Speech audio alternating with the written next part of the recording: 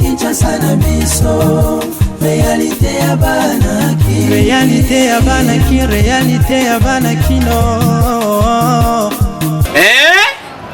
Buyukite bukuyoka kaka Kinshasa na biso kin eleki partout KNB Kinshasa na biso kin eleki partout Kinshasa eleki partout mikolo neza bino pardon Jima sala yolo karatakate ya on a bien yo Jima mukende umela KNB kin eleki partout rien à dire toi na terre envié parce que kin eleki partout et losako liboso ambongo mosanto azate Céline Don Kardasha isongolo bisous bye bana kin ke bana jako zape so kuta nango KNB Telema qui chasse l'équipe partout Jimmy Mukendi umela KNB ko zape te so kuta nango check ovandi esengo makasi kokuta na bino balanzi ya magazine Kinshasa na biso oezolemba te komeme ya bino ba vraie réalité ya ville Kinshasa.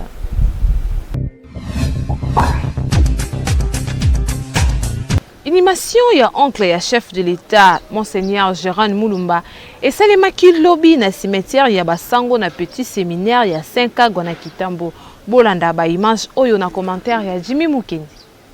Na âge ya 82 ans de Monseigneur Gérard Mulumba oyo azali oncle paternel ya président de la République Félix Antoine Tshisekedi nde akufaki leki ya Etienne Tshisekedi wa Mulumba mbula na mbula azalaka Monseigneur na archidiocèse ya Mweka et Painini asali plus de 28 ans avant akoma évêque émérite à Kinshasa pe azwa ba responsabilité na maison civile topé na présidence de la République esika neveu naye azali président de la République bakundeye en toute discrétion na cimetière ya Basango na 5 Gwana Kitambo esika nini makambo nyonso elekaki vraiment mosika ya ba caméra pambate selon ba diagnostic ya suka balobite Monseigneur azalaki atteint na COVID-19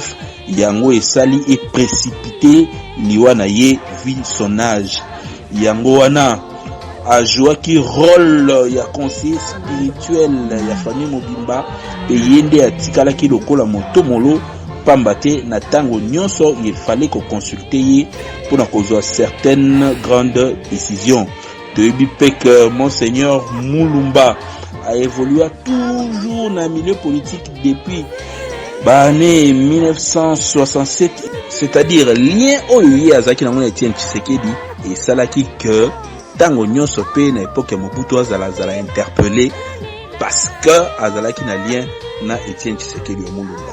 Toloba lisusu nini sur Monseigneur Gérard Mulumba oyo azali papa oyo azali motomolo ecclésia oyo azali moko ya ba tête pensante tout autour ya chef de l'État biso rédaction ya Kinshasa na biso KNP to pesi kaka ba mes condoléances na famille nyonso ya chef de l'État pe na église catholique Mobimba. Kinshasa eliki partout.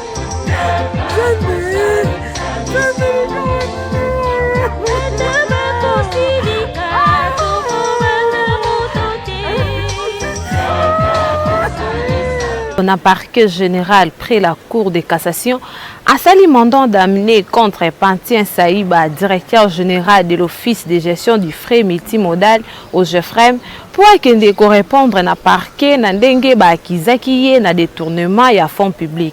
Pena OVD et Sengeli Koyeba ke DG Nango Benjamin Wenga azali arrêté pour na dossier ya 100 jours ya chef de l'État Félix Antoine Tshisekedi. Na yango ministre ya infrastructure pe travaux publics Willingo Post a outi ko nommé DG PDG ya Mususu jeudi oyo le 16 avril 2020 ezali bongo Franck Kalumba DG pe Dimin Kula DG ya bangonde bakosala intérim ya DG Benjamin Wenga. Dossier à suivre. Population lingwala batumbi ndaku ya Daniel Massaro Neve ya Vital Kamerhe azali dire cap ya chef de l'État yepi azali cité na kati ya ba dossier ya 100 jours ya chef de l'État Félix Antoine Tshisekedi. Actuellement azali en fuite pe police congolais ezolukaye bolanda ba image oyo. Moto oyo bozomona ezopela boye ezali moko ya bandaku ya Daniel Massaro oyo azali neveu ya directeur de cabinet ya chef de l'État Vital Kamerhe actuellement na prison ya Makala. Batu batumbi yango lobi na butu. Babengisaki ye 2 fois na parquet po akende ko répondre po azalaki cité na dossier ya détournement ya mbongo ya programme ya 100 jours ya chef de l'État. Mais akendaki te pe na minute oyo azaya kokima. Selon ba source d'information na biso, actuellement azali na Paris pe azolinga kutu akota Londres. Na kanda wana lokola parquet alukiye a monanité nde lobi na butu ba bengi biso pona koyebisa biso ke batumbi bandaku na ye oyo asomba na Nyangwe na Lingwala. Mais tomi tuni ba question oyo. Pourquoi batumbi bandaku oyo? Est-ce que ezali règlement de compte? To kaka kanda ya bana ya Lingwala. Topé batuna ye balingi peut-être ba effacer ba preuve mosusu. Mais les sous tomituni ba frontière eza ya kokangama. Mais Daniel Massaro a réussi quand même ko bimamboka pe a comité na France. Il paraît que akimaki na Braza na Boatu. Est-ce que DGM asalaki musala na yete? Interpol azalaki wapi tangu azozwa vol ya Paris. Mais tokanisa ke dossier oyo ekosuka boyete poko kima ya Daniel Massaro politiquement ezali ko affaiblir noko na Vital Kamerhe. Comme azali cité na dossier ya 100 jours, risque ezali ke ba exiger présence na ye avant noko na ye azala libéré. Dossier oyo ezali à suivre tozotalela ndenge kosuka. Kinshasa et l'équipe partout. Bolanda évolution ya coronavirus na monde pe na RDC en particulier na Natasiata. Na cadre ya lutte contre pandémie oyo ya coronavirus, réunion moko esalamaki na présidence pona ko évaluer ba action oyo cellule ya riposte ezo mené. Réunion yango ezalaki conduite na Désiré Kolonge oyo azali directeur de cabinet adjoint ya Félix Tshisekedi. Na masolo na bango ezalaki mingi ko évaluer ba mesure misusu oyo esengeli ezwama pona ko renforcer riposte. Évaluation yango ezalaki pe na objectif ya ko landela ba mesure oyo esi ezwamaki eleki ndenge nini pe ba résultat nini ba si bazui pona ko sala rapport na mokonzi ya mboka pona koyeba soki état d'urgence ezali ko évoluer ndenge nini. Selon le docteur Jean-Jacques Muyembe na réunion yango a proposé ki port ya ma masque obligatoire pour na mutu nyonso na milieu public. Pe lisusu couvre-feu moko oyo ekobanda kobanda 20h kino na 5h du matin. Selon ye, épidémie importée et si bazu maîtrise na yango, c'est-à-dire batu oyo bazalaki ko wuta na maladi libanda bazali lisusu te. Mingi oyo bazali contaminé bazozwa yango localement. Donc na kati ya ville ya Kinshasa batu misusu bazali na maladi wana mais baza éparpillé na ba cité. Donc yango ezosenga vraiment ko salela ba geste barrière pe ko respecter yango. Pour na bilan tokomi na 287 cas confirmés, 23 décès pe 20 personnes déjà esi babiki. Na Afrique mobimba esengeli koyeba ke 52 états ezali touchés. 17 247 personnes bazali confirmées na COVID-19. Pe 910 personnes déjà bakoufi na Afrique mobimba. 3546 personnes ne bazali guéri. Kasi na Europe, pandémie oyo ebomi plus de 90 000 personnes, soit plus de 65% des décès na mokili mobimba. Et sengeli koyeba ke États-Unis bauti ko enregistré nouveau record mercredi oyo eleki pendant 24 heures kaka ya pamba bakufisi 2600 batu. Oyo ezali bilan moko ya makasi banda maladi oyo ekota na mboka na bango. Awa biso na RDC, commune ya Gombe ezali toujours en confinement. Pe tozali kozela évaluation ya bakonzi ya mboka soki bakopousa yango to bakobakisa ba commune mususu.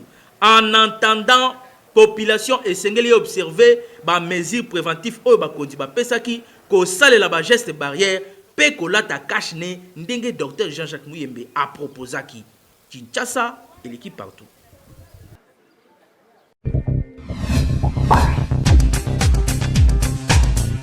Coordonnateur et magazine Kinshasa na biso Jimmy Mukendi atiki espace gratuit na mutu nyonso aza na message ya sensibilisation toujours pour la lutte contre le coronavirus. Bandeko na ngai ya Kinshasa, bandeko na ngai ya République démocratique du Congo, boyebi que l'heure est grave, mboka na biso ezali na souci, tozali na problème oyo ekweli biso à travers le monde entier, likambo oyo ya coronavirus. Ndeko congolais respecter ba consigne nyonso epesami na bakondi.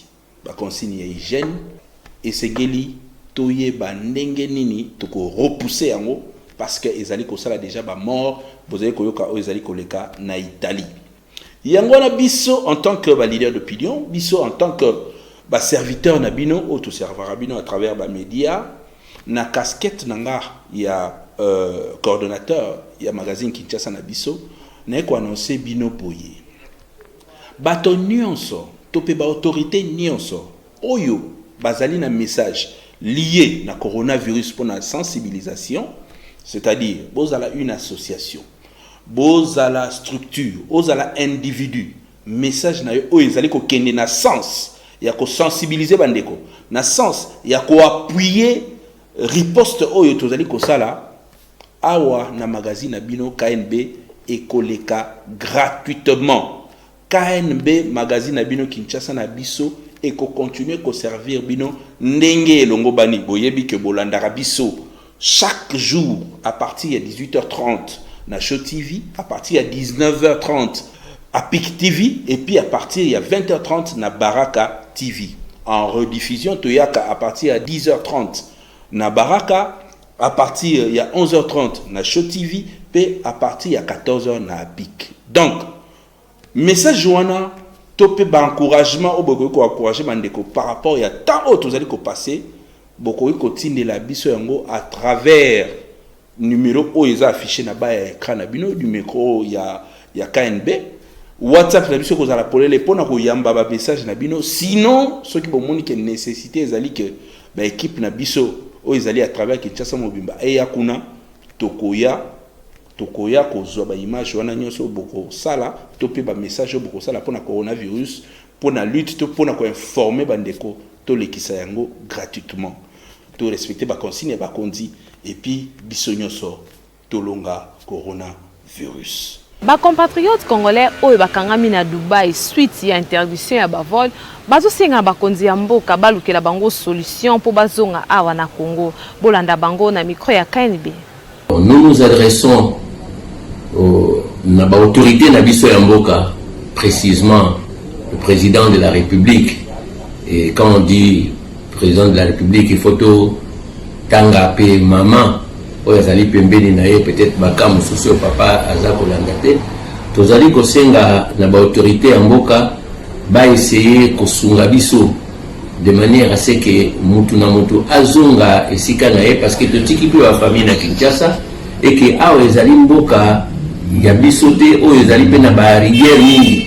Rigueur c'est-à-dire oki ko vanda na hôtel ya mutu te pour comprendre yo rigueur parce que ozali na nokote okoki kokende kolia epa na ye et au bout d'un certain moment au premier suspect na mboka jusqu'au point où au moment où nous vous parlons bandeko oyo bazali na quartier plus populaire lokola Dera bazali carrément encerclé.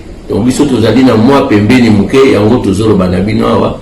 Alors il faut pas que eloko yo est s'allonger éternellement au risque que kuna ba autorité ba mona ke ba congolais ba komi ko kufa et tout ça ne va intervenir. On to sengi na monsieur le président de la République Félix Tshisekedi a essayé ko tala ndenge nini ya ko rapatrier biso na mboka na biso. Nous ne sommes pas des résidents ici. Ça fait maintenant plus de 2 semaines oyo toza ya kokangama awa. Décision epesamaki na mboka na biso balobi ke ba avion et atterrir te. Yango wana tokangamaki awa. Mais ba gouvernement mususu ba s'organiser batindeli bandeko na bango ba avion ba rapatrier batu nyonso sauf les Congolais. Toza plus ou moins 305 Congolais oyo bakangami na Dubai. nani mbongo ya logement ya biloko ya kolia nyonso esili. Toye awa tokangama tozomona ata iloba moko mpona biso te. Je sais que na kati ya mboka oyo toza na ambassade te, c'est vrai, mais toyokaka ta bamessage po tozozwa bainformation na bandeko batike na Congo kopesa biso basango ke na Dubai bato bakangami, mais tozozwa bainformation te. Nde eloko eza kobangisa biso seke babosani biso to bayebi biso te. Tokota na mboka wana bapasseport na biso ya Congo. Et puis na hôtel awa bakomi kobangela biso po bamoni kwa mikolo komi okende beto kofuta lisusu te. Batela biso likambo oyo. Parce que nous menons beaucoup de souffrances ici. Notre but était peut-être de faire 2 jours, 3 jours, 1 semaine, ça dépendra de chacun de nous. Mais alors là, nous avons presque 1 mois. La provision que nous avons prévue est terminée. Nous ne savons plus payer l'hôtel, nous ne savons plus manger. Alors nous demandons au gouvernement de nous assister. Boyebi, donc tu commis payé à souka, donc tu vendre à un BDT, tara ezamboka na bisote. Vaut mieux que tu à la place où vendre au yebi mutaro pesa eloko. Que na mboka mupaya. Donc ba condition boko sala effort ya kolongola biso atozo na mboka na biso. Donc so to souffrir na mboka ke. C'est ça. Tout ça va perdre de famille, tout tiki bana basi. Il faut pas vivre kuna biso futa botel koto tolia donc comme les biso likolo trop donc soki moyen ozala bosala bo évacuer biso to longwa l'essentiel tozonga banda kuna biso le to sengi binoka yango matoko senga na gouvernement songa biso pour ko évacuer biso azongisa biso na mboka na biso. On est mieux chez soi, on peut se débrouiller. Mais awa hôtel awa kolia awa boy tokanganika sur les 4 murs eza pasi mingi bosunga biso tozokoka desute. Beltesco toujours na cadre ya kusunga population asali le Africa Joyce zote kama partout na ville ya Kinshasa. Tango yango likamuna tango na yango oyo ezali tango ya miliki Africa Joyce miliki ya solo oyo tondi ba vitamine ekolisaka bana kitoko pe pesaka bango mayele yango miliki Africa Joyce yokelengi miliki kitoko babengi le Africa Chose ezali miliki ya mabele ya ngombe ya solo on a français babengi le animal moto bengi ke miliki oyo Africa Chose ezali miliki ya mboka ba miliki ezala mwana muke papa mama mukolo asingami la miliki oyo eza na qualité ya kitoko. Totika baje totika bimela miliki Africa Joyce yango nde ebongi na bana ba jeune ba papa ba mama na ba personne ya 3e âge miliki Africa Joyce. Merci Beltexco, merci Beltexco.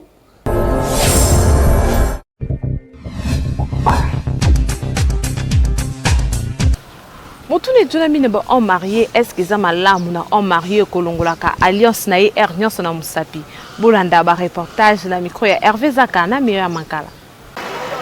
Kinshasa oyo makambo ebele mibali ebele tomonaka na nzela basusu na ba alliance na misapi mususu pe ya bala kasi soki abimi kaka libanda ya ndako na ye bosa na ye okoyeba kutu teke ya bala po kolongola alliance na musapi abombi identité musala na ye nini ko déranger basi pe akokosa bango ke aza célibataire nzoka atiki mère na bana na palais ezali tangu yo mobali olati pete ezali okolo sali alliance wana yo osali yango na mwasi na yo tangu yo ozolongola alliance oza kokende oza kosala disons mobulu po ozobima deja libanda oza kofungola porte na diable akota na ndako na yo alors mobali oyo alongolaka alliance aza mobali ya malamu te soki bizaki obali olongola alliance mpona nini olongola normalement eza normal te mobali abali alongola alliance na loboko na efota na alliance na oyebaki oui oza marié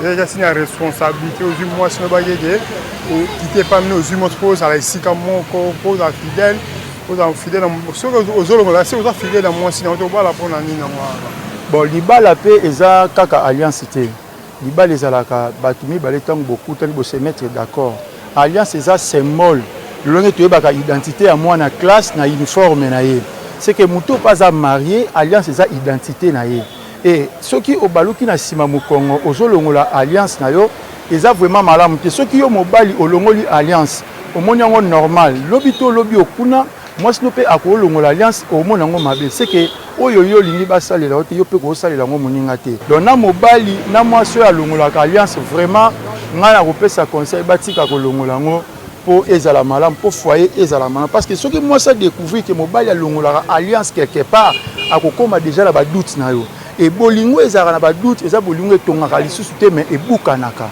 c'est que on a kopesa conseil eza ke oza marié tikala marié olata alliance ezala na alliance eza uniforme bato ba reconnaître ke ozalaka marié donc tant tobalaka accepte que non moto na ndimi na suki na ye donc neti nga mwasi na nga ndako na bengaka ye materminis c'est na clôture na ye na kolinga so mwasi biso libanda te po ye déjà pesanga nyonso na tondaka pa na ye mais soko comment yo facile olongolaka ba alliance eza signe moko mabe mais soko obali ya libela te boko kolongola alliance alors mobali yango aza hypocrite alingaka mwasi wana te soko olingi mwasi mpo mwasi mosusu alinga yo soko olatika alliance akolinga yo te mais tant que alors aka mobali moko mobulu akende kolobaka okosaka oyo na baa nanu te mais tant que soko obali alors sifo eza na yo bapapa na ngai akti oyo ya kolongolaka ano na musapi eza lisumu munene na miso ya nzambe mpo yo na mwasi na yo ntango bobalanaki bosala alliance mobimba liboso ya nzambe otiki mwasi na yo na ndako mpe libanda obongwani célibataire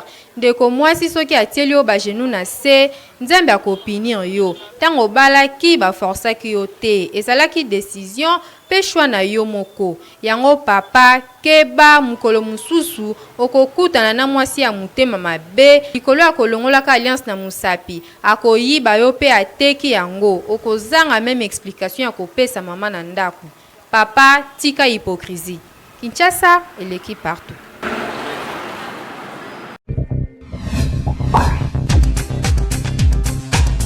Feton Eliane Bafeno et Zongi équipé à terre confinement lobby à Salaki point de presse pour nous expliquer calvaire à Mona Pembeni ya Musali ya Nzambe Bolanda.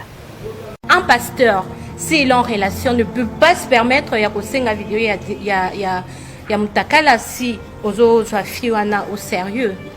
Au Seigneur vidéo mutakala et belé qu'est-ce que tu en fais? Il y a tant de vidéos qui s'est trouvées dans quatre téléphones mana o yemoko ala kisanga ya ba femme mariée, ba femme non mariée, ba sœur ya église, ba choriste, ba protocole ope ba yebinga oto yebani to tikala to mona na pe o ngamoko na bana ko silikela par rapport à ba vidéo wana. Il le sait parfaitement bien. Alors ceux qui na moni makamabongo et sala kinga pasi na la quitté. Toute la nuit, j'ai prié en pleurant et des mots que j'ai dit à Dieu, ça reste kakanganaïs. C'est pourquoi nazaki makaswana yo kende na justice parce que c'était aussi une atteinte à la pudeur. So bayebaki que nazo kosa nazo sala makambu po na buzz de na yo kaka po na soutirer bon. Non, je suis en train de réclamer mes droits en tant que femme. Dans notre pays, il y a la justice. Boyebi valeur ya moi si il faut réclamer le droit. Négociation et bandit to tikala koyo kanate parce qu'il fallait des vidéos y a démenti. Je n'étais pas d'accord. Ma famille et moi to boya kiango. En échange les ala qui $10,000 ba pesa biso et puis ne bo monaki effectivement Eric Mandala a bengaki ou soit mettre nde mutabengaki pour que ba yesanga que ceux qui sali yango tous un cadeau auto réservé il y a bien mais au fond de moi nazo souffrir ma casse na santé na ngamoko ça ne va pas parce que je règle 4 fois par mois. Comment expliquer? Donc je suis déjà une femme morte. Mon côté a tikali ko sala déplacement. Mon côté azumbongo na famille oyo parce que na justice ceux qui bakati likamuté et que les deux côtés personne n'est perdant, personne n'est gagnant, quelque chose comme ça. Donc, Ekokoma, un sujet à long terme. Mon ventre n'est pas du tout bonne. On doit vérifier ma santé si je dois encore concevoir ou pas. Naïbité. On doit me consulter, on doit voir ce qui se passe. La drogue là, je ne sais pas ce qui s'était passé après pour que nous vivre sous la drogue. Vous êtes des mamans, vous êtes des papas, vous avez des filles, vous avez des sœurs. Vous avez des petites sœurs, vous avez aussi des enfants filles. Imaginez, mettez-vous à la place de vos sœurs, de vos filles, de vos enfants, de votre fille quand la fasse ça. Qu'est-ce que vous allez dire? Vous serez d'accord qu'on puisse la salir à ce point? Vous serez d'accord de la voir souffrir? Vous serez d'accord de prendre ces plaisirs-là pour insulter et dire que ce sont du mensonge? Que je suis en train de blaguer, que c'est la jalousie? Vous aurez ces plaisirs-là. Mettez-vous à ma place, femme. Le nouveau collectif que je viens de recevoir, que je viens d'avoir tout à l'heure, je pense que Bakosala Moussala Nabango très bien et que la justice doit être faite par rapport à deuxième question. La justice doit être faite. Je veux justement qu'on puisse me remettre dans mes droits les plus légitimes. J'appuie sur ce point-là.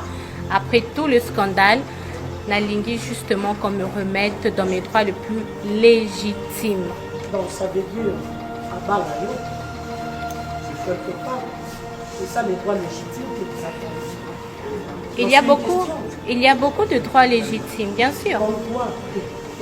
Là, je pense que je dois discuter. Ça reste en moi. Je vais discuter avec ma famille et ensuite on va les déclarer devant les avocats. Ce n'est pas déclaré ici en public, mais ça sera déclaré devant les avocats, en famille. On va concerter cela parce que je sais ce que je veux. Et là, sera concerté en famille. Champion Zank Mouekasa a déploré le comportement des Chinois qui ont maltraité les Africains dans le Canada. Au moment où je vous parle, les hôtels en Chine chassent les Africains comme des gens méprisables, de la racaille, la vermine, insupportable. À croire qu'il y a à peine quelques semaines, en guise de solidarité, de générosité, d'amitié, le Kenya a laissé un avion atterrir venant de Chine avec 250 passagers chinois à qui il a été demandé d'être mis en quarantaine par eux-mêmes, sans supervision. Il faut traiter les gens comme ils vous traitent. Il ne faut pas être excessivement bon. C'est une faiblesse. Les Chinois vont chercher les Noirs chez eux à la maison pour tester. Même ceux qui n'ont pas montré des symptômes, même ceux qui n'ont pas été exposés à des personnes infectées, même ceux qui n'ont pas voyagé depuis beaucoup de mois, ont été systématiquement traqués et imposés un test obligatoire. Maltraités, ensuite jetés dans les rues. Évictés, non acceptés dans les hôtels, dans les restaurants, dans les lieux publics ou dans les bus. À un moment, il faut arrêter. Écoutez, les Africains ne font pas en Chine ce que les Chinois font en Afrique. 50 000 prospecteurs illégaux, c'est-à-dire exploitateurs miniers illégaux au Ghana, sont chinois. 50 000. Quel Africain oserait faire ça en Chine? Sur quelle base? Donc vous venez chez les gens, ils vous accueillent.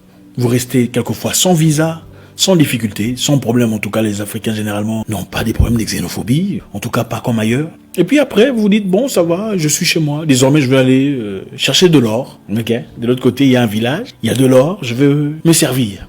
Et ensuite, envoyer de l'argent en Chine. L'argent ne circule pas au Ghana, mais l'argent est transféré en Chine. Une transfusion monétaire ou financière à leur famille, pendant que nos frères sont maltraités chez eux. Accusés de puanteurs, traités comme de l'ordure. C'est inacceptable. Et on ne compte pas le nombre de villageois ghanéens qui ont perdu la vie suite aux multiples confrontations aux ressortissants chinois. Pour avoir pollué une rivière à travers l'utilisation des produits chimiques nocifs à la santé pendant leurs multiples extractions illégales d'or. En réponse, ces Chinois hors la loi ont abattu sommairement un Ghanéen d'une balle à la poitrine sur les terres de leurs ancêtres, au nom de l'or qui leur appartient. En février 2020, pendant cette histoire, cette vague virale et tout ça, un chef de restaurant chinois chicote son employé kényan pour être venu en retard.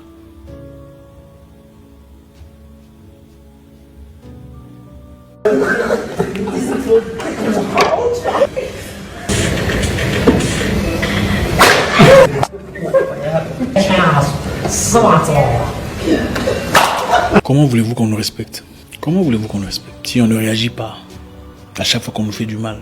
Si on bat votre femme, vous ne réagirez pas parce que vous avez peur. Si on tape sur votre enfant, le cadet ou la cadette, vous dites qu'on vous tape aussi parce que vous êtes croyant. Qu'on prenne aussi votre mère par la même occasion. Et votre père, s'il est vivant, qu'on le chicote aussi. Jusqu'à quand on va être le sac de frappe de tout le monde? Jusqu'à quand on va autoriser ça? Jusqu'à quand seront-nous spectateurs, pleurnicheurs, chialeurs? Quand est-ce qu'on va réagir? Quand est-ce qu'on va réclamer notre droit d'humain? droit au respect et à la considération. Quand un Chinois fait des dégâts en Afrique, il n'a pas peur. Parce qu'il sait que vous n'allez rien faire. Regardez leur visage, ils se marrent. C'est triste, mes frères. C'est triste. J'ai récemment suivi une vidéo où un monsieur disait « Les Africains n'ont pas d'honneur. Ils sont descendants des Caïns. Ils ne servent à rien. Ils ne réagissent pas. Ils n'ont pas d'union. Ils n'ont pas de force mentale. Tu peux violer sa mère. Il dira que c'est la volonté de Dieu. Tu peux battre son père. Il dira que la volonté de Dieu soit faite. C'est comme ça qu'ils sont. Ils n'ont pas d'honneur. Et ce n'est pas un Africain qui a dit ça. Ils ne font que se plaindre. Ils ne peuvent pas se lever comme une seule personne. Merci Nabino Bozalaki tellement ebele ya kolanda édition Mukwalelo ekomi na suka. Soki bosepela ki na édition Mukwalelo, tika to pesa merci na équipe technique mobimba ya magazine Kinshasa na biso. Natasia ta o azalaki na réalisation, pe Hervé Zaka double poumon azalaki na sema ya caméra. Kasi bobo sana rendez-vous mon côté ya ko s'abonner massivement na chaîne YouTube Kinshasa na biso. Kinshasa et l'équipe partout.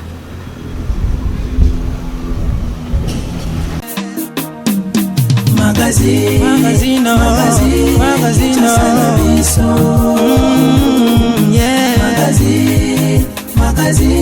Kinshasa na biso. Réalité ya banaki, réalité ya banaki, réalité ya banaki no.